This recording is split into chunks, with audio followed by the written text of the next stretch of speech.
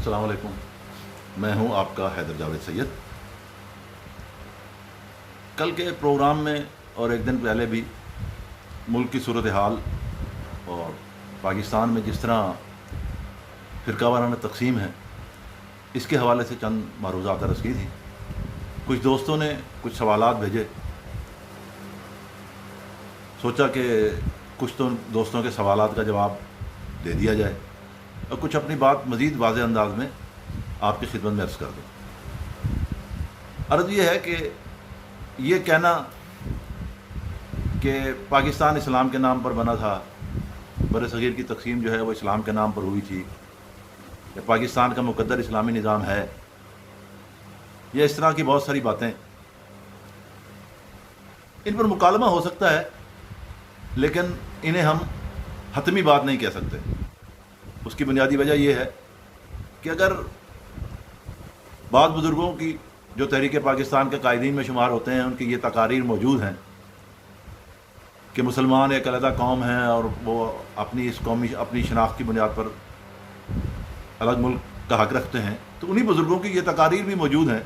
کہ متحدہ ہندوستان میں مسلم اقلیت کے سماجی، سیاسی اور معاشی حقوق کا تحفظ نہیں ہو سکتا۔ مطلب یہ ہوا کہ سادہ الفاظ میں اگر ہم یہ کہیں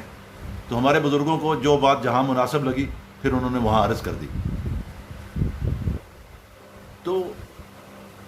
اس فرمائے ہوئے پر جو ہر دو طرح سے موجود ہے کتابوں میں، مکالمہ ہو سکتا ہے لیکن کسی بات کو لٹھ لے کر کسی پر مسلط نہیں کیا جا سکتا۔ دوسری بات میں آپ کی خدمت میں یہ عرض کروں کہ پاکستان کا دستوری بیانیہ کہہ لیجیے یا نظام حکومت کا بیانیہ بگڑا اس وقت جب جناب لیاقت علی خان نے مولویوں کے ہاتھوں بلیک میل ہو کر قرارداد مقاصد منظور کرنے والے مولویوں کی تائید کی۔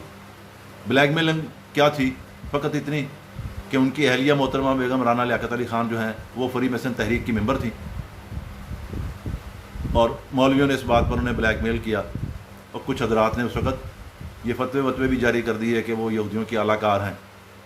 تقسیم شدہ ملک میں ہجرت کر کے آئے ہوئے لیاقت علی خان مولویوں کے اس مطالبے، اس فتوے بازی سے گھبرا گئے۔ ایک رائے اس بارے میں اور بھی ہے کہ وہ گھبرائے نہیں بلکہ وہ سمجھتے تھے کہ ضرورت ہی اس بات کی ہے کہ اسلام کے نام پر ہی اس خطے میں جو اب پاکستان کہلاتا ہے اس پر حکومت کی جائے، کیونکہ بنگال اپنی سیاسی اپروچ کے حوالے سے جو اس وقت مشرقی پاکستان تھا وہ بہت آگے تھا، سندھ بھی اپنی سیاسی اپروچ کے حوالے سے بڑا پروگریسو صوبہ تھا، اسی طرح بلوچستان کا صوبہ قدرے بہتر، پختونخوا جسے اس وقت NWRP کہتے تھے وہ بھی اپنی پولیٹیکل اپروچ کے حوالے سے بہرحال پنجاب کے مقابلے میں بہت بہتر تھا۔ یہاں پنجاب کو تانا نہیں ہے لیکن پنجاب کا ایک اپنا مخصوص مزاج ہے، ایک اپنا ماحول ہے۔ پنجاب میں پروگریسوزم کبھی بھی اس معراج پر نہیں پہنچ سکا جس کا خواب پروگریسو لوگوں نے دیکھا۔ بالادستی کہہ لیں، بڑے خاندانوں کی، جاگیرداروں کی، سرمایہ داروں کی، پیروں کی، مخدوموں کی، ان بالادستیوں نے پنجاب میں پروگریسوزم کو، انسان دوستی کو پروان نہیں چڑھنے دیا۔ ہم سے طالب علم یہ سمجھتے ہیں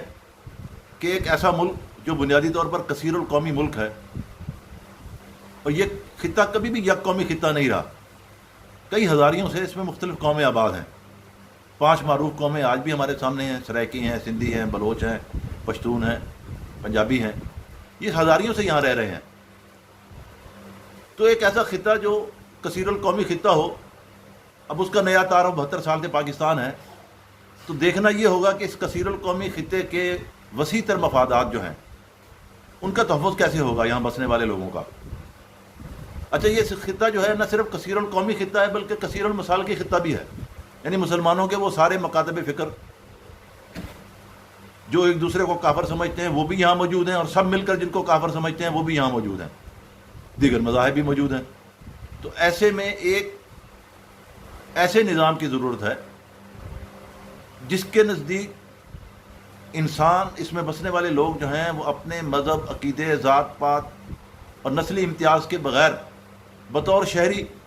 حقوق رکھتے ہوں، احترام رکھتے ہوں اور حق رکھتے ہوں، اور وہ سیکولر جمہوریت کے بغیر بالکل ممکن نہیں ہے۔ آپ کہہ سکتے ہیں کہ 1973 کا دستور بھی جمہوری دستور ہے، لیکن بہت احترام کے ساتھ میں عرض کروں کہ 1973 کا دستور جمہوری دستور تو ہے، سیکولر جمہوری دستور نہیں ہے، کہ اس کی بہت ساری شکیں جو ہیں وہ پاکستان کو اس خاص فہم کا مذہبی ملک بناتی ہیں۔ اسلامی جمہوری ملک بھی نہیں بناتی، بلکہ ایک خاص فہم کا، اسلام کے اندر بھی ایک خاص فہم جو ہے اس عقیدے کا حامل ملک بناتی ہیں۔ یہی وجہ ہے کہ ایک خاص عقیدہ جو ہے وہ لٹھ لے کر سب کے پیچھے پڑا رہتا ہے، کبھی کوئی کافر ہوتا ہے، کبھی کوئی مشرک ہوتا ہے، کبھی کسی کے خلاف بندوقیں اٹھا لی جاتی ہیں، مسلح لشکر بن جاتے ہیں، یہ لشکر بہرحال ریاست بھی بنواتی ہے، خود سے بھی بن جاتے ہیں۔ اس ساری صورتحال میں پاکستان کے مسائل کا علاج ہم ایسے طالب علموں کے نزدیک ایک سیکولر جمہوری نظام ہی اس کا علاج ہے۔ دوسری بات جو میرے دوستوں نے کچھ سوالات کیے کہ ان مسلم اہل دانش کا نام بھی بتانا چاہیے جن کے حوالے سے آپ نے کہا کہ جی المیہ ہے ان کا، تو عرض کرنے کا مقصد یہ ہے کہ بہت سارے نام ہیں، جس کو بھی آپ جس مسلم دانشور کو جو اپنے آپ کو مسلم دانش کا نمائندہ سمجھتا ہے، اس کی تحریریں آپ اٹھا کے پڑھیں تو وہ سیکولرزم کے بارے میں 4 لائنیں لگائیں گے، جی فلاں لاطینی زبان کا لفظ ہے، اس کا یہ مطلب ہے، اور اس کے بعد وہ اسلام کی اعلیٰ و عرفہ تعلیمات اور اعلیٰ و عرفہ حقوق بیان کرنا شروع کر دیں گے۔ مثال کے طور پر یہ حال ہی میں ایک کتاب چھپی ہے، سیکولرزم، یورپی پس منظر اور اسلامی تناظر، محمد ذکی کرمانی صاحب ہیں، انڈیا میں مقیم ہیں، انہوں نے اس کا ترجمہ کیا ہے، اور معافی چاہتا ہوں